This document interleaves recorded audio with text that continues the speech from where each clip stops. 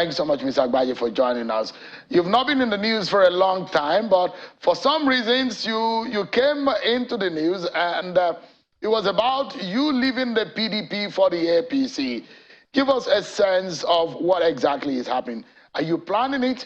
Have you moved to the APC? What exactly is behind the story? Okay, thank you very much. Well, yes, I woke up this morning to read the news just like everybody. Normally they say there's no smoke without fire, but I think this is a case of where there's smoke and there's no fire, because there was no fire in the first place.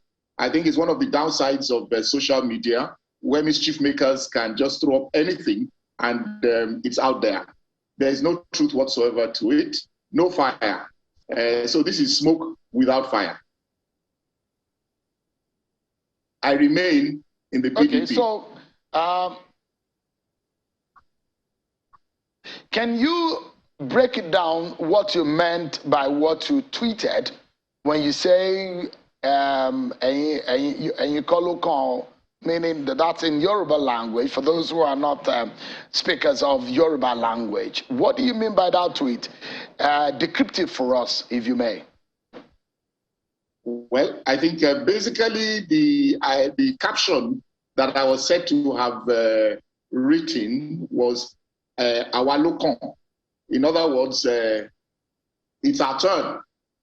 And I was only playing the same game as the mischief makers were playing, to send back to them that in other words, it is not your turn. And that's it really. So because you are not sure where the origin of this mischief, then one can only play to a certain level. And I think I just leave it at that it's not your turn, period. Because don't forget that there was a poster of mine. There was a poster with it, with another party platform or party logo. I want to assume, and I'm saying that no, it's not their turn, period. Are you a supporter of a southern, because you're a member of Afeni? Give us your sense of the stance of Afeni and perhaps our local kind of concept that has become a new rave in Nigeria's politics today.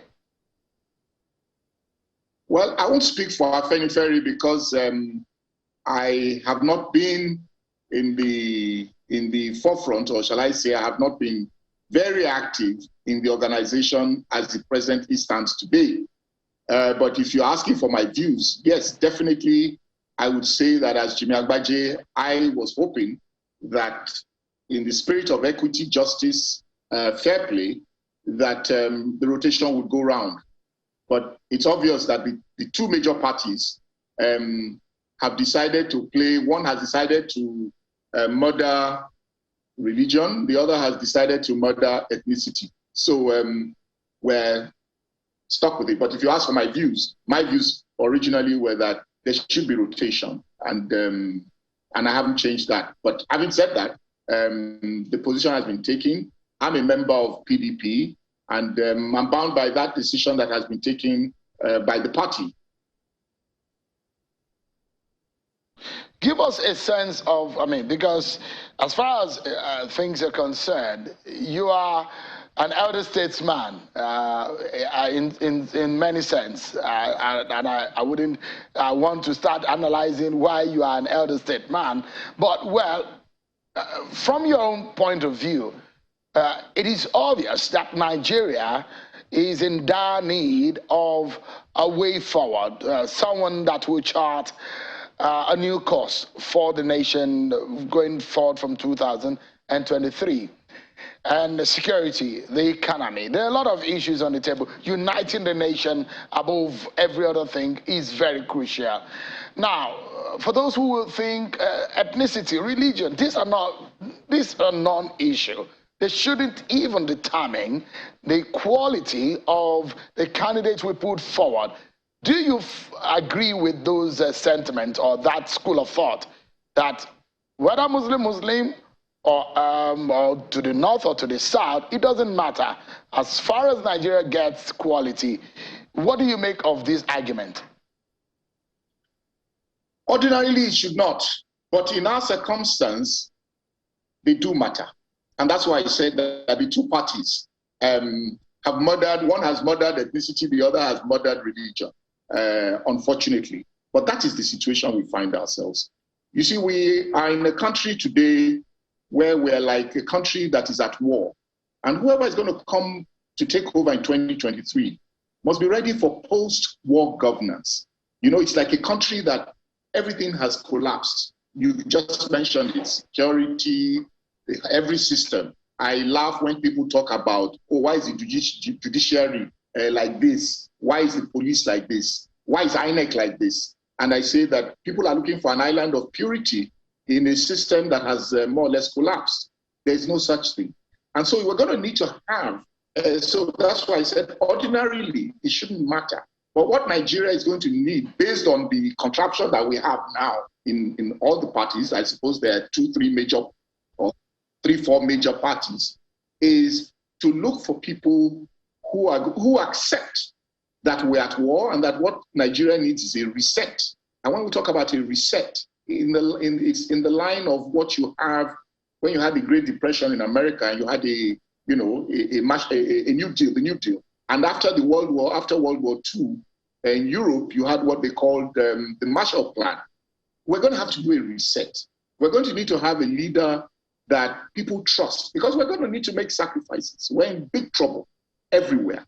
And the only way we can move forward is to have a leader that the people trust, that that leader is there for them, not for themselves, not for himself or herself. And so that's where we are at this point in time. It's serious. It's a serious situation we find ourselves. Campaigns should start in September. I want to believe that the parties, the candidates are looking seriously as to how they're going to sell themselves to Nigerians. And that's why when I said, you call Nigerians lokan, basically what I was saying there, that it's not about personal issues, it's not about personal ambition, it's not about your dream, it's about what Nigerians, it's the turn of Nigerians to speak. And the only way they can speak is if those candidates sell themselves well. And I hope that Nigerians will live up to that.